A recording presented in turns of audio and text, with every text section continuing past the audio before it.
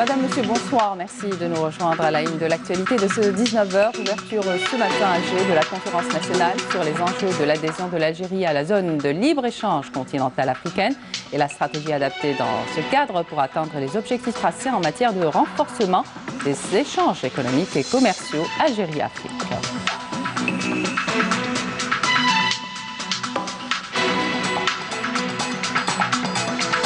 Élection présidentielle du 12 décembre prochain, l'autorité nationale indépendante des élections a procédé aujourd'hui à l'installation des coordinateurs des délégations des wilayas au niveau de Gardaya et de Ouargla.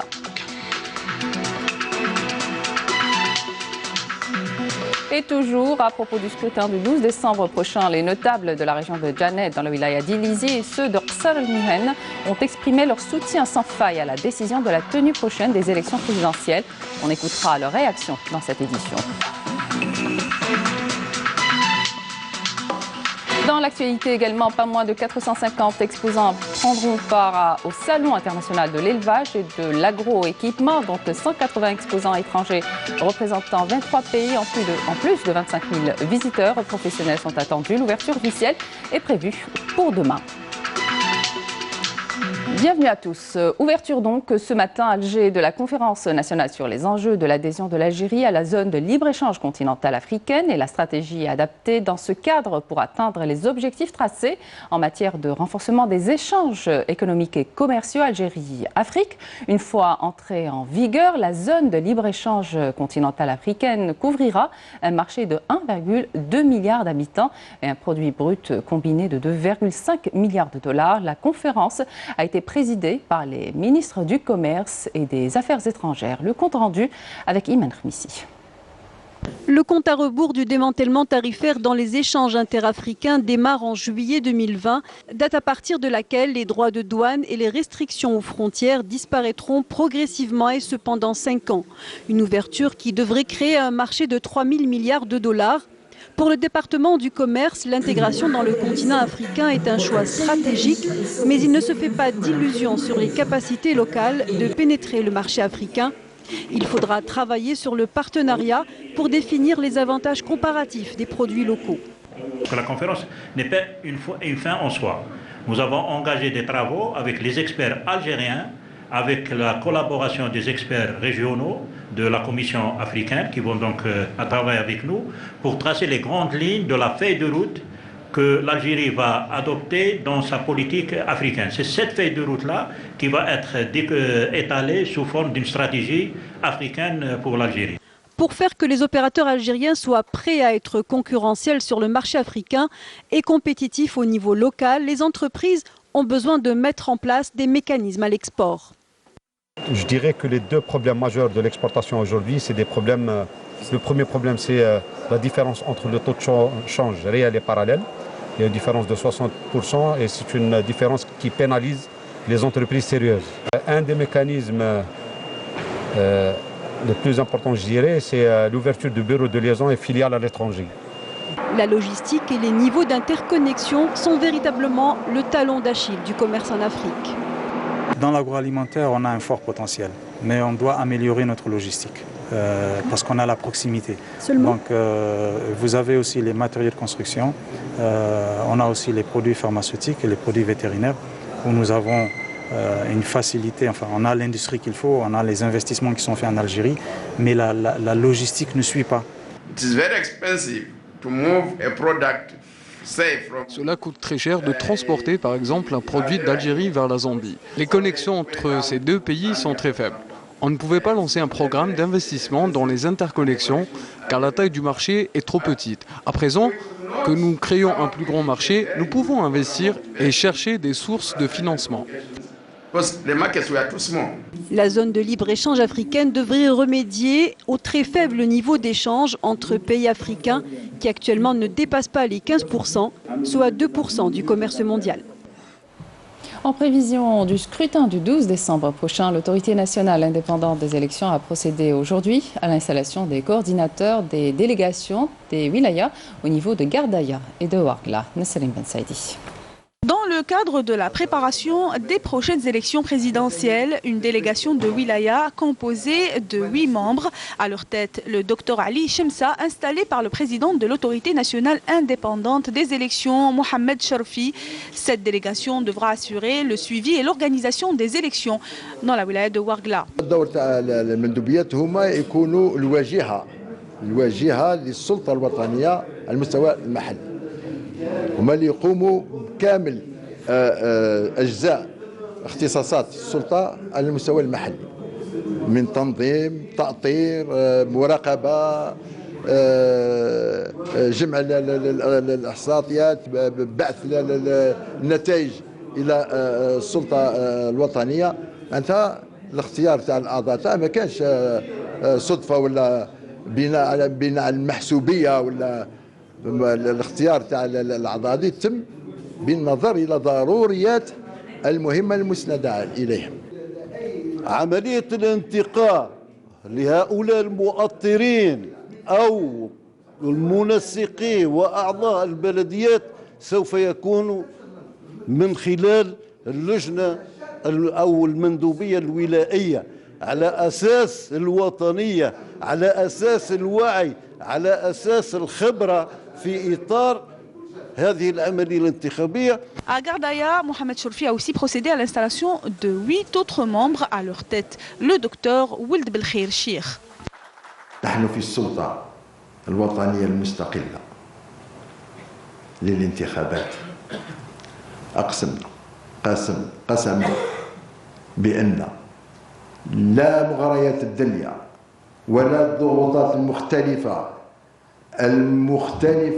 والمتشعبة ما كان حتى شيء اللي راح يحيدنا أو يخلينا ننحرف لنتنازل على هذه الأمانة. بس مراجعة الانتخابات التي هي هذه المرحلة اللي مرت، بعد ذلك مراقبة التوقيعات، أيضا مراقبة الحملة الانتخابية أثناء الحملة الانتخابية، ثم العمل الجبار الذي يكون هو مراقبة العملية الانتخابية في حد ذاتها. Ces délégations auront une mission très importante, celle de coordonner avec l'autorité nationale et assurer le suivi des élections au niveau local.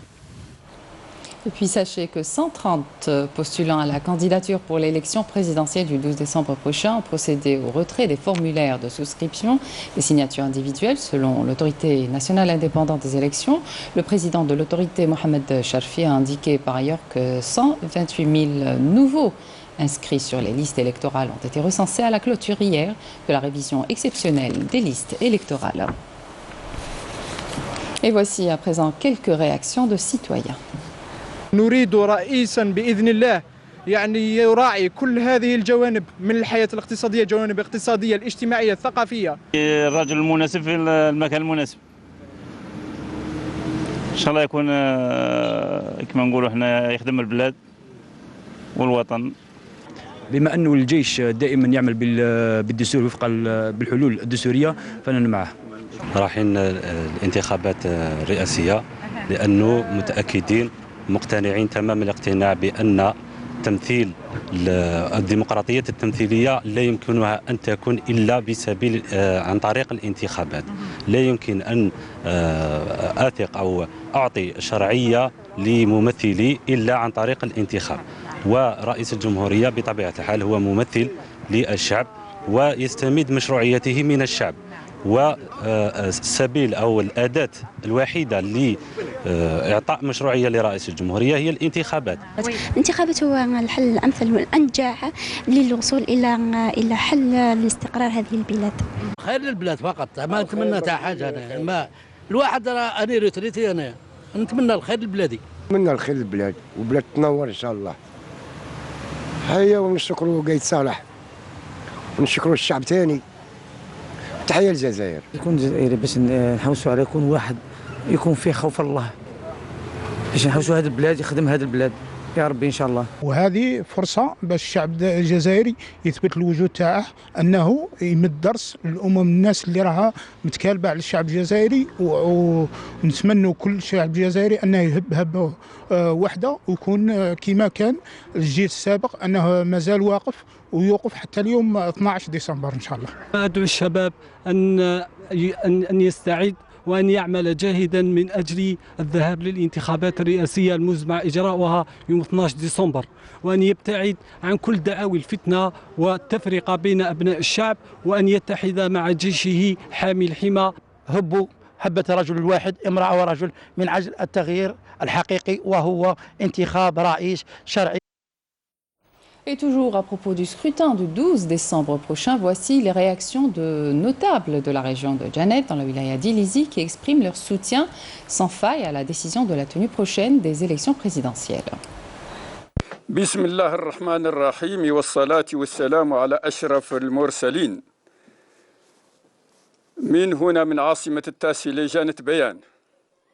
نحن سكان Nous, les habitants de Djanet et représentants des notables de ces trois Ksor, et compte tenu de la conjoncture politique que traverse le pays, nous déclarons notre soutien total à l'approche du commandement militaire, stipulant l'adoption d'une solution radicale, et ce, à travers l'organisation d'élections présidentielles. Nous tenons à mettre en exergue les efforts déployés par l'institution militaire qui a sauvegardé la stabilité du pays.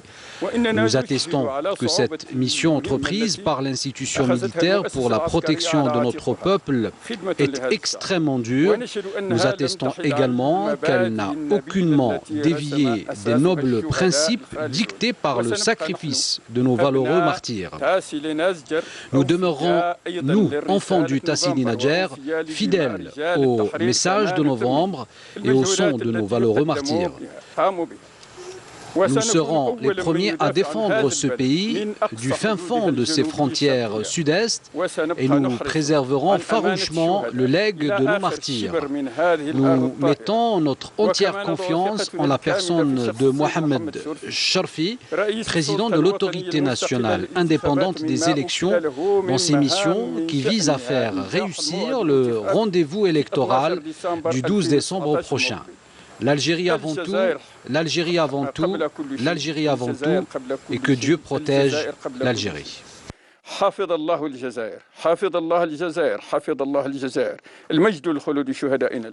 Et dans le même sillage, voici la réaction des notables de Qsar el-Mihan à Djanet.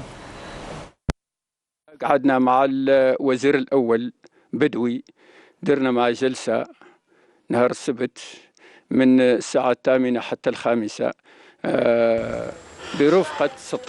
Nous avons eu le samedi une entrevue avec le Premier ministre Nordin Bedoui qui était accompagné de 16 ministres. La rencontre s'est étalée de 8 heures jusqu'à 5 heures. Nous leur avons fait part de nos préoccupations et les inondations ayant touché Djanet récemment. Nous leur avons tout montré, preuve à l'appui. Sincèrement, nous remercions vivement le Premier ministre qui a pris d'importantes décisions et des mesures urgentes. Elles sont déjà en cours d'application. Il a instruit l'entreprise Cosider de refaire l'infrastructure de Djanet. Nous avons pris d'importantes décisions et les secteurs concernés se sont tout de suite impliqués. Le ministre de la Jeunesse et des Sports est venu. 5 ministres se sont également présentés, conduits par le ministre de l'Intérieur. À partir de là, je conseille vivement à tous les habitants de Djanet d'aller voter massivement. Je leur dis, n'écoutez pas les personnes susceptibles de vous induire en erreur.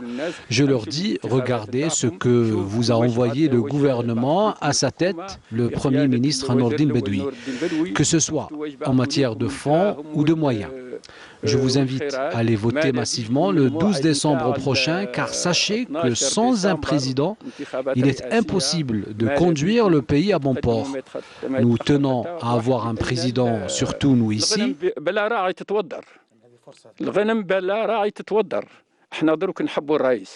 ماذا بينا يكون لنا رئيس. هاي الدول رانا احنا وخاصة في جنة رانا في الحدود، على بالك هو صار في الدول اللي Vous savez bien ce qui se passe sur les frontières. Nous sommes entourés d'une ceinture de feu. Les pays étrangers nous guettent. Je suis persuadé que les Algériens sauront faire face à cette crise.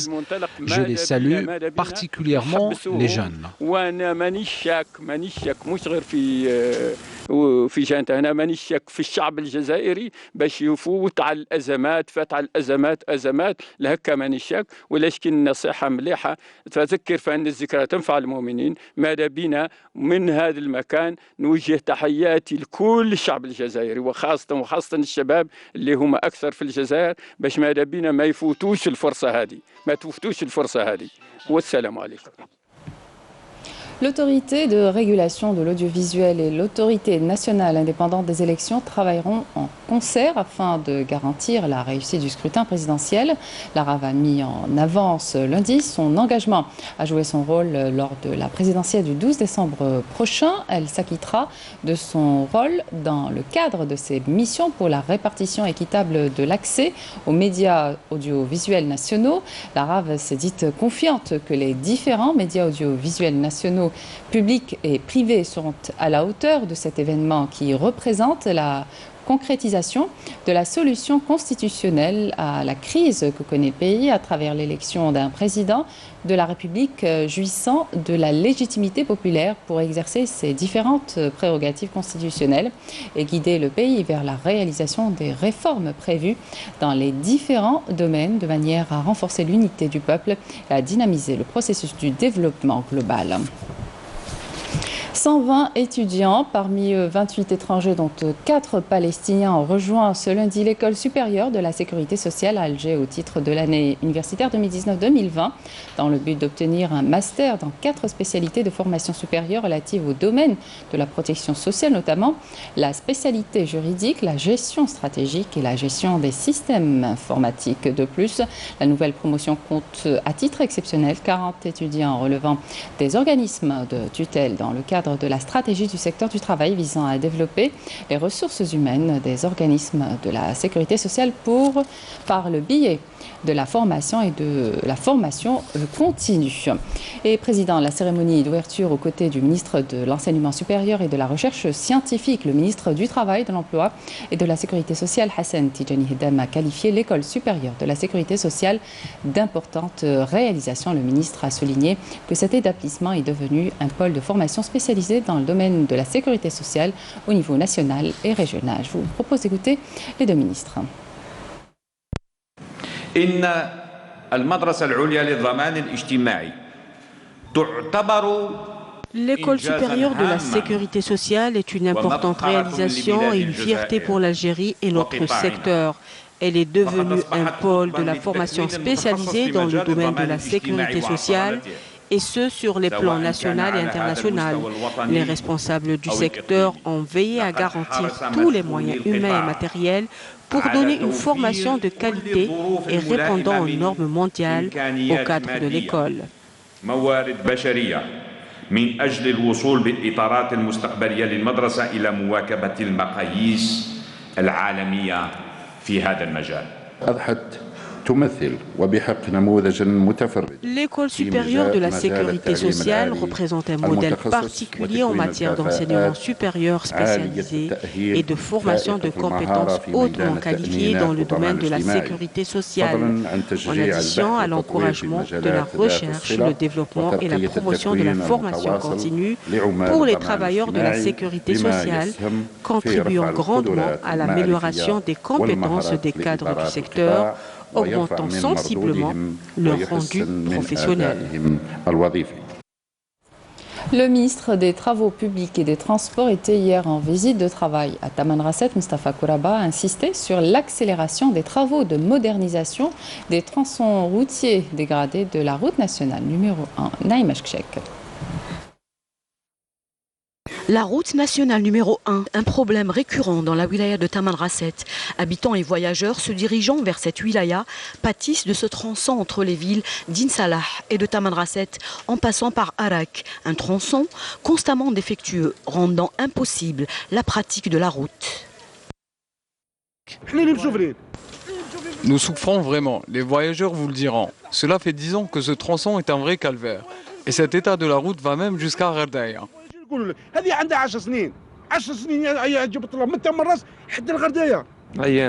La route est très défectueuse. Elle est à l'état de piste. Au lieu d'arriver en 2 ou 3 heures, je mets 5 heures. En visite sur le site, le ministre des Travaux publics et du Transport s'est montré mécontent du rythme très lent des travaux d'aménagement de ce tronçon de route menés par des entreprises nationales. Renforcez votre chantier, prenez-les en charge convenablement ويلا خرج منا وكون صريح اذا كان شفت ما تقدرش قول ما نقدرش الكمال لله et ce n'est pas les entreprises qui manquent اخدم مما لا يلا جوب ما تخليليش المشروع هذاك اللي راهو حابس. Vous avez un projet qui n'est pas encore entamé et vous avez un délai d'1 semaine. Donc la semaine prochaine, il va y avoir une équipe d'inspecteurs qui va revenir pour constater réellement le lancement des travaux. Imman talaq, imma vous résilier. Beaucoup de défaillances constatées quant à la réfection de cette route ont dicté au ministre des décisions. على طول 258 كيلومتر. Des travaux se déroulent actuellement sur 250 km. À la fin de ce mois d'octobre, des tronçons commenceront à être livrés jusqu'à la fin du premier semestre de l'année prochaine. À ce moment-là, tous les travaux seront achevés et la route livrée. Priorité a été donnée à cet axe dont souffrent les usagers de la route pour leur permettre de rouler en toute facilité.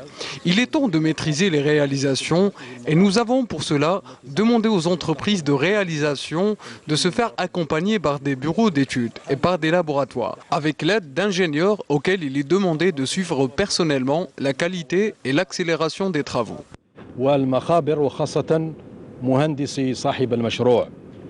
الذين طلب منهم أن يسهروا شخصيا على متابعة نوعية الأشغال والإسراع في الإنجاز. Mustafa Kouraba a également fait part de son incompréhension quant aux défaillances liées à l'entretien des routes sur un axe de 460 km qu'il a inspecté.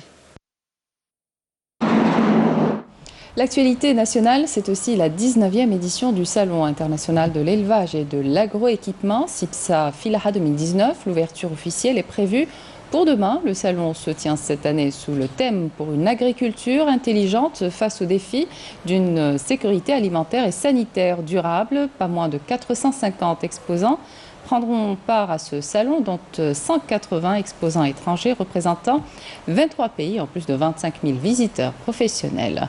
Nakhla Al-Harbi. C'est dans un contexte économique difficile que se tient le CIPSA Filaha 2019 avec 450 exposants dont 180 étrangers qui y prennent part.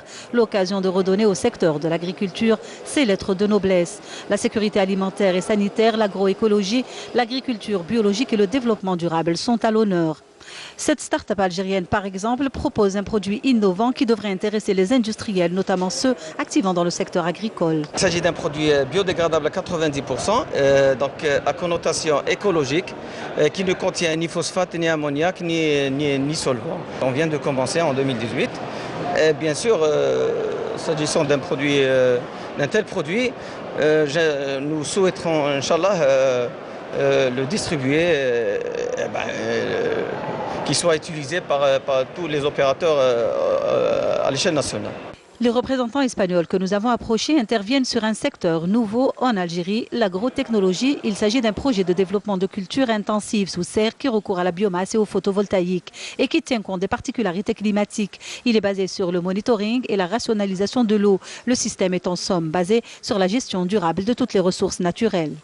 Nous intervenons dans la région de la Méditerranée. Il s'agit d'un projet pilote financé par l'Union européenne qui réunit l'Algérie, l'Espagne, la France et la Jordanie.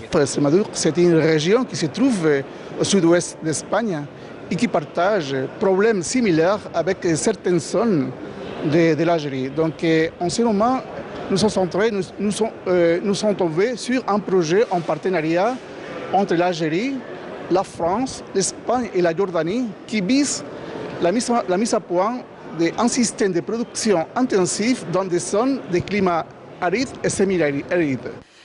Cet événement international ouvert sur l'Afrique et le Maghreb se veut leader dans les relations agricoles sud-sud, une opportunité pour tous les opérateurs nationaux et étrangers du secteur de se faire connaître. Oui, المعرض هذا احنا بالنسبة لنا c'est une publicité parce que في les besoins تاع l'éleveur والله par exemple un fabricant d'aliments ما كاينش بلاصة كيما لافوار اللي تبريزونتي فيها l'aliment ديالك. Je représente une entreprise chinoise, c'est notre première participation. L'Algérie représente pour nous un marché intéressant. Nous devrions rencontrer des clients. Cette 19e édition riche en conférences débats devrait offrir d'importantes opportunités de partenariat. La récolte viticole dans la wilaya de Béjaïa a été perturbée cette année et affiche un chiffre en baisse. Une des principales causes, les incendies de cet été. La récolte annuelle est estimée à 18 300 quintaux. Mais aujourd'hui, la préoccupation majeure des viticulteurs reste la régularisation du foncier agricole. Voyez ce reportage, il est signé Saïda Maïf. Des vergers viticoles à perte de vue dans la commune de Bourkhlifa sur la route de Tichy à Béjaïa.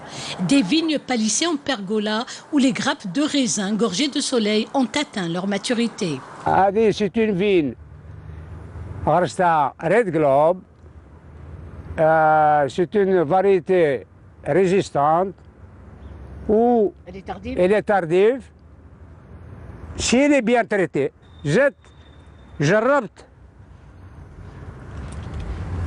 جبت الجريفون الطليان اسميو لها بلاك ماجيك. On va essayer. كاين شوبان وعلى كل حال بالكثره والشوبان اللي يحبوا. On constate que de plus en plus de jeunes s'intéressent ces dernières années à cette filière et pas seulement en période de vendange. Il y a lieu de s'organiser en coopérative. Ici, c'est la deuxième année de plantation, mais peu de production. Et pour cause, les incendies de forêt ont eu raison de ce verger.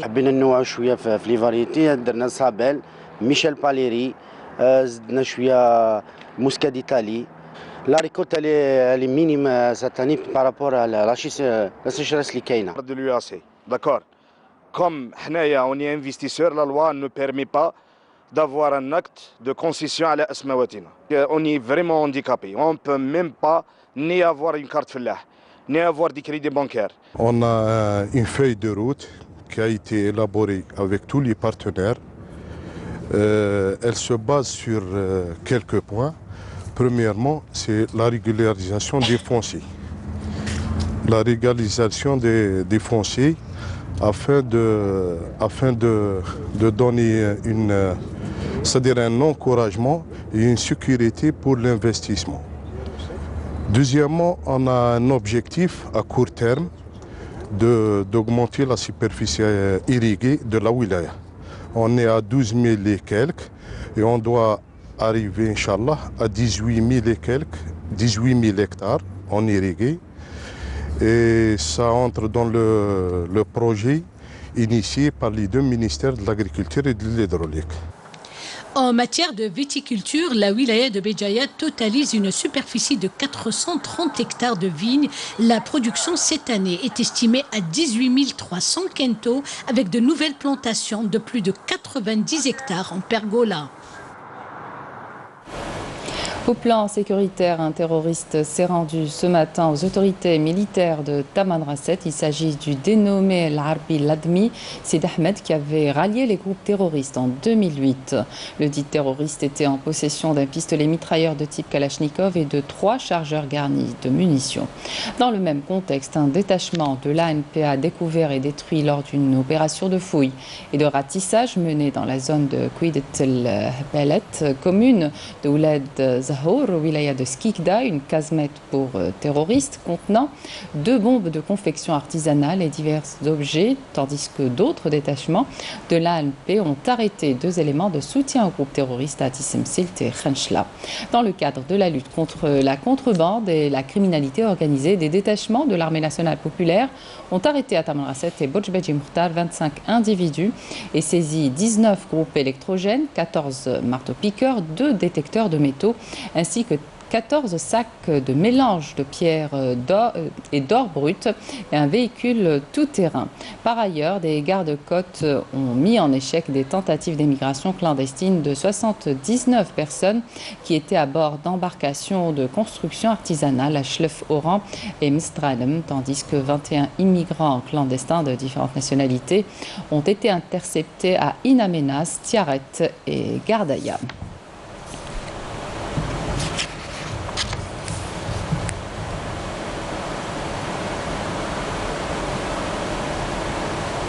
Ouverture hier à Tizi Ouzou de la 4e édition du Salon du patrimoine culturel immatériel. La manifestation est consacrée cette année à Tejmaat ou Assemblée du village. Son rôle, la sauvegarde de nos valeurs. Si vous voulez y aller, vous avez encore la journée de demain pour découvrir cette organisation villageoise ancestrale. Amélie Siridir. Tejmaat ou l'Assemblée du village. Une organisation sociale ancestrale qui rappelle les temps anciens dans les villages de la Kabylie. La 4e édition du Salon du patrimoine culturel immatériel est une occasion de mettre en avant la contribution de Tejmaat dans la sauvegarde des traditions et du patrimoine de toute une région. Tejmaat en Kabylie, c'est là où se passent les réunions du village et où l'on prend les décisions. J'ai fait un prototype d'une ancienne maison berbère, Tezra. Je l'ai aménagée comme au bon vieux temps. C'est pour permettre aux nouvelles générations de connaître comment nous vivions avant. Ce sont les gens comme Khadija et Mohamed Chami qui nous font rappeler la richesse de notre patrimoine. Tejmaat fait d'ailleurs partie de nos traditions et notre patrimoine que nous devons préserver. Cette manifestation culturelle est également l'occasion de rendre hommage à 2 grandes figures qui ont contribué à la transmission du patrimoine culturel. Khadija Djem'a et le collectionneur de la chanson Amazir, Chami Mohamed. On ne peut refuser un hommage qui nous est destiné de la part de gens qu'on aime et qui savent que nous avons beaucoup donné à la culture Amazir. Cela m'a permis également de faire de nouvelles connaissances. C'est un grand événement pour moi, c'est comme une renaissance. Cela me donne un nouveau souffle pour aller de l'avant. Lieu de mémoire et d'histoire depuis plusieurs années, Tejmaat représente aujourd'hui un patrimoine régional et national à préserver. Et puis le rappel des titres à présent. Ouverture ce matin à Alger de la conférence nationale sur les enjeux de l'adhésion de l'Algérie à la zone de libre-échange continentale africaine et la stratégie adaptée dans ce cadre pour atteindre les objectifs tracés en matière de renforcement des échanges économiques et commerciaux Algérie-Afrique.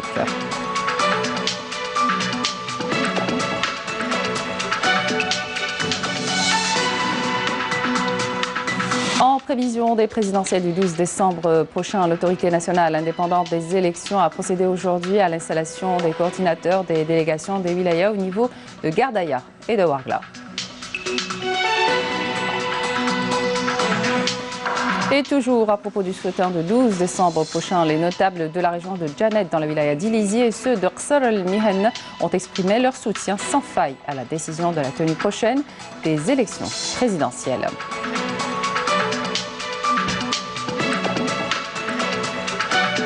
Et enfin, pas moins de 450 exposants prendront part au Salon international de l'élevage et de l'agroéquipement, dont 180 exposants étrangers représentant 23 pays, en plus de 25 000 visiteurs professionnels. L'ouverture officielle est prévue pour demain. Voilà qui termine cette édition. Merci de votre attention. L'information continue sur les liens qui s'affichent sur votre petit écran. Excellente suite de programme sur Canal Algérie.